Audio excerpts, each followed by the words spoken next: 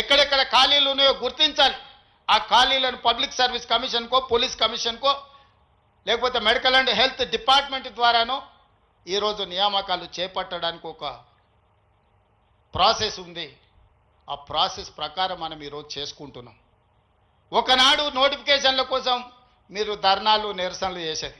నేను మీద నోటిఫికేషన్లు ఇస్తే అశోక్ నగర్ చౌరస్తాలో, అమీర్పేట చౌరస్తాలో రోజు నిరసనలు. ఇన్ని నోటిఫికేషన్లు మాకు వద్దని మొట్టమొదటిసారి తెలంగాణ రాష్ట్రంలో నోటిఫికేషన్లు తగ్గించడం ఉద్యమం జరిగింది. ఇంకా ప్రొఫెసర్ కాసింది మాది పక్క ఊరే.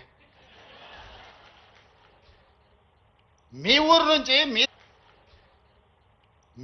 నుంచి మీ దగ్గర నుంచి గవర్నమెంట్ స్కూల్లో చదివి మీతో పాటు 20 ఏళ్ళు ఉండి జడ్పీటీసీగా, ఎమ్మెల్సీగా, ఎమ్మెల్యేగా, ఎంపీగా 20 సంవత్సరాలు మీతో పాటు ఉండి, మీతో పాటు పెరిగి, మీతో పాటు మీరు ఆశీర్వదిస్తేనే ఈరోజు తెలంగాణ రాష్ట్రానికి ముఖ్యమంత్రి అయినా. చదువుకోవడానికి గుంటూరు పోలేదు, లేకపోతే పూనా పోలేదు, లేకపోతే అమెరికా పోలే. నేను చదివింది ఇక్కడనే, పెరిగింది ఇక్కడనే, ఎన్నికైంది ఇక్కడనే. మా తాతలు ముత్తాతలు ఎవరు పెద్ద పెద్ద పదవులలో లేరు. మా నాయన పేరు చెప్పి నేను ఇక్కడికి రాలేదు. కష్టపడి మీరు ఆశీర్వదిస్తే ఇక్కడికి వచ్చిన. చెట్టు పేరు చెప్పి చింతకాయలు అమ్మదలుచుకోలేదు నేను. కొంతమంది చెట్టు పేరు చెప్పి అమ్ముకునే ప్రయత్నం చేస్తారు.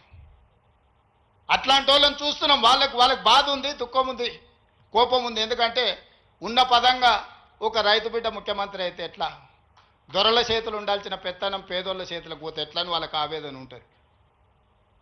అర్థం చేసుకోవచ్చు వాళ్ళ ఆవేదన ఏందో. అట్లాంటి వాళ్ళ ఉచ్చుల పడకండి. సమస్య ఉంటే నాకు చెప్పండి. నా మంత్రులందరూ అందుబాటులో ఉన్నారు. మీ మంత్రి లక్ష్మణ్ ఎవరే, మీ మధ్యలో ఉండేటోడే కదా. పొన్నం ప్రభాకర్ ఎవరే, విద్యార్థి రాజకీయాల నుంచి వచ్చినోడే కదా. ఏ పేరైనా తీసుకోండి. ఈరోజు నా మంత్రివర్గంలో ఉన్నోళ్ళు మీకు అందుబాటులో ఉండనోళ్ళ, మీరు కలిస్తే చెబితే విననోళ్ళ. ఇవాళ ప్రొఫెసర్ కోదండరామ్ గారిని ఎమ్మెల్సీగా చేసినాం. ఎందుకు? మీ సమస్యలు విని చట్టసభలలో ప్రస్తావిస్తాడని.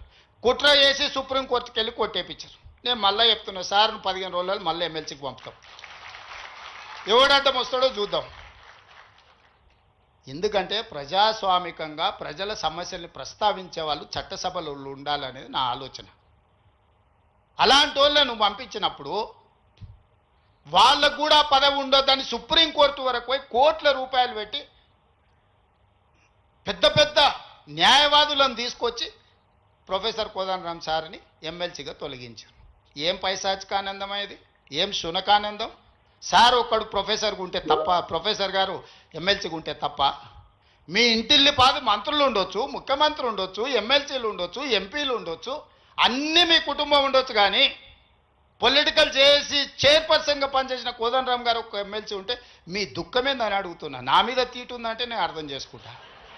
ఆ సార్ ఏందే పాపం, ఇంటి తలుపులు వలగొట్టినా ఏమనలే సారు. నేనైతే చెంపలు వలగొడుతుంటే. ఆయనను కూడా ఉండొద్దు ఎమ్మెల్సీగా అంటే ఎట్లాంటి ఆలోచనలతో ఉన్నారో ఒకసారి ఆలోచన చేయండి. నేను కాకుండా ఇంకెవరైనా ఉంటే కుమార్ గారు వైస్ ఛాన్సలర్ అవుతుండేనా? మీరు చెప్పండి, మీరు ఆలోచన చేయండి. జానయ్య గారు అక్కడ అవుతుండేనా వైస్ ఛాన్సలరు? ఈ సామాజిక చైతన్యం ఆనాడు దయాకర్ ఉద్యమంలో యాక్టివ్గా ఉన్నాడు కదా. 10-12 ఏళ్ళు పాపం ఏది రాకుండా అందరు అడ్డం పడ్డారు కదా. ఇవాళ ఎమ్మెల్సీ అయ్యింది కదా దయాకర్ కూడా. ఇవన్నీ ఎందుకు అవుతున్నాయి? బాలలక్ష్మి మీ బిడ్డనే కదా, మీ యూనివర్సిటీలో పెరిగిన అమ్మాయే కదా. ఈరోజు రాష్ట్ర ప్రభుత్వాన్ని నడిపే దాంట్లో భాగస్వామి అయింది కదా. నేను మీకు విజ్ఞప్తి చేసేది ఒకటే, అపోహలకు లోన్ కాకండి. అబద్ధాల సంఘాలు ఉంటాయి, దానికి అధ్యక్షులు ఉంటారు, తండ్రి కొడుకులు. ఆ అబద్ధాల సంఘం చెప్పే అబద్ధాలను మీరు నమ్మకండి. ఈ అబద్ధాల సంఘము ఊరంతా వాట్సాప్ అని, సోషల్ మీడియా అని, ఆ మీడియా అని అడ్డగోలుగా సంపాదించింది ఖర్చు పెట్టి అబద్ధాలన్నిటిని కూడా అందులో పెట్టి ఈ మనం పిల్లలందరూ కష్టపడి సాంకేతిక నైపుణ్యంతో ఏఐ తెస్తే ఏఐ పెట్టి సెంట్రల్ యూనివర్సిటీ దగ్గర ఏనుగులు సింహాలు ఉన్నాయి, వాటిని మేము చంపుతున్నామని పెట్టారు. తెలంగాణలో ఏనుగులు అనేటివే లేవయా, సింహాలు అనేటివే లేవు. మానవ రూపంలో ఉన్న మృగాలు ఉన్నాయి, అవి ఫామ్ హౌస్లలో ఉన్నాయి. వాటిని నిర్బంధించడానికి వలలేయండి.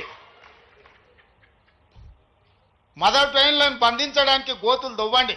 లేని ఏనుగులను, లేని సింహాలను సెంట్రల్ యూనివర్సిటీలో ఉన్నాయి, వాటిని నేను చంపేస్తున్నా అని చెప్పి సోషల్ మీడియాలో ఏ ఆర్టిఫిషియల్ ఇంటెలిజెన్స్ను ఉపయోగించి అతి తెలివితేటలన్నీ ప్రదర్శించి అడ్డుకున్నారు. ఎంతకాలం అడ్డుకుంటారు? ఏది ఇష్టం లేదు వాళ్ళకు. ఏదన్నా మనం వచ్చినాక చేస్తా అన్నది ఏదన్నా ఇది మంచిగా ఉంది, ఇది బాగుంది అన్నారా? గంజాయి డ్రగ్స్ను నిర్మూలించడానికి ఈగల్ ఫోర్స్ అని తెచ్చినాం. అది ఎందుకయ్యా రద్దు చేయండి అన్నారు. చెరువుల పేరు మీద, ఫామ్ హౌస్ల పేర్ల మీద చెరువులు ఆక్రమించుకొని గండిపేట, ఉస్మాన్ సాగర్, హిమాయత్ సాగర్లను ఆక్రమించుకొని పెద్ద పెద్ద ఫామ్ హౌస్లు కట్టుకుంటే కూలగొట్టడానికి హైడ్రా తెచ్చిన. లేదు హైడ్రాని కూలగొట్టండి అంటారు. మన వరదలు వచ్చినప్పుడు సామాన్యులు చెప్తారు, సార్ మా ఇళ్ళకి నీళ్ళు వచ్చినా, మా టీవీలు, ఫ్రిడ్జులు, మంచాలు, మా ఆస్తి అంతా తడిచిపోయింది, ఏం చేయాలి సార్ అని. సన్న బియ్యం ఇస్తే ఇచ్చేదే లేదండి, రేషన్ కార్డు ఇస్తే వద్దండి. ఏది చేసినా వద్దంటురు. ఈ వద్దనేటోళ్ళని ఏమనాలో మీరే చెప్పుర్రి. ఏదన్నా ఒక్కటన్నా అభినందించినా 20 నెలల్లో అన్ని ఇచ్చిపెట్టుండ్రి. వైస్ ఛాన్సలర్ నియమించిన మంచి పనే కదా, రిక్రూట్మెంట్ ఇవ్వమని అనుమతించిన మంచి పనే కదా. గలీజ్ అలవాట్లు ఉన్న గంజాయి డ్రగ్స్ను రద్దు చేయాలి, ఈపులు ఇరగొట్టాడని చెప్పినా అది అయితే మంచి పనే కదా. ఇవి కూడా అభినందించకుండా నన్ను తిడుతున్నారంటే వాళ్ళ ఉద్దేశం ఏంది, వాళ్ళ దుఃఖం ఏంది? మీకు వాళ్ళతో ఉన్న లాలుచేంది, గంజాయి అమ్మేటోళ్ళతోని, డ్రగ్స్ అమ్మేటోళ్ళతోని. దీపావళి పండుగ కంటే దావత్ చేసుకున్నాడంట బామర్ది. మేము దీపావళి పండుగకు చిచ్చుబుట్లు కాల్చుకుంటే వాళ్ళు సారా బుట్లు పెట్టుకొని దావత్ చేసుకుని అందులో పట్టుకుంటే డ్రగ్స్ తీసుకున్నాడు దొరికిండు. అట్లెట్లా పట్టుకుంటారు అంటాడు. అంటే డ్రగ్స్ తీసుకుంటే పట్టుకోవద్దా? మీరే చెప్పుర్రి. వద్దు అని అంటే వదిలిపెడదాం. మరి మీరు అందరు కలిసి తీర్మానం చేస్తే గంజాయి డ్రగ్స్ తీసుకోవచ్చు, మనం ఏమనొద్దు. తెలంగాణ రాష్ట్రంలో వాళ్ళు చెప్పి